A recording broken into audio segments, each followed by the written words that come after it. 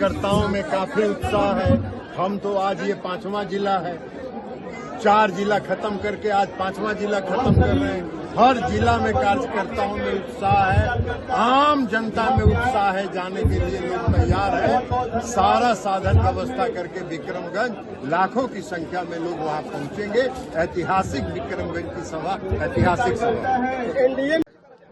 ये प्रधानमंत्री जी का निरंतरता में बिहार आना, प्रधानमंत्री जी का समर्पण बिहार और बिहारियों के प्रति दर्शाता है।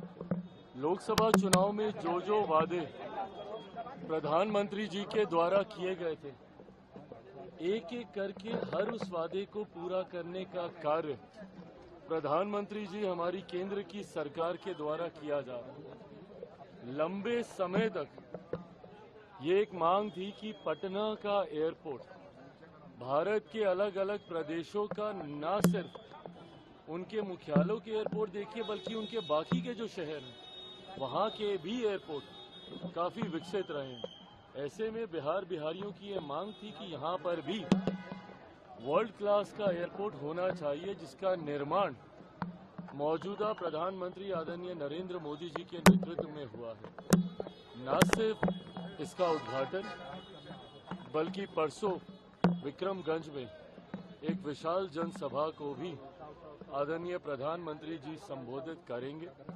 और जैसा मैंने कहा कि जो वादे प्रधानमंत्री जी और हम लोगों ने लोकसभा में किए थे, विधानसभा चुनाव आते आते तक हर उस वादे को पूरा करने का कार्य हमारी केंद्र की सरकार के द्वारा किया जाएगा। और विधानसभा में हम लोग एक नए लक्ष्य के साथ बिहार को एक विकसित राज्य बनाने की सोच के साथ, उस लक्ष्य के साथ हम लोग आगे बढ़ेंगे। अगला 5 साल प्रधानमंत्री जी के नेतृत्व में डबल इंजन की सरकार जो बिहार को परिणामों के बाद मिलेगी, वो अगले 5 साल बिहार के लिए गोल्डन एरा के तौर पे होंगे, एक स्वर्णिम काल के तौर पर होंगे, जिसमें सही मायनों में बिहार एक विकसित राज्य बनने की ओर अग्रसर होगा। जो एनडीए का चट्टानी एकता है वो आपको दिखाई पड़ रहा है। महागठबंधन में जब राहुल गांधी चलते हैं तो तेजस्वी यादव भाग जाते हैं, लेकिन एनडीए गठबंधन में अगर आदरणीय ललन सिंह जी है तो दिलीप जायसवाल।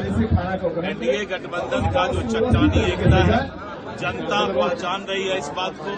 यही गठबंधन एनडीए है जो इस देश को और इस राज्य को चला सकता है। प्रधानमंत्री नरेंद्र मोदी जी दुनिया के सर्वाधिक लोकप्रिय नेता विक्रमगंज 30 तारीख को सुबह 10 बजे आ रहे हैं।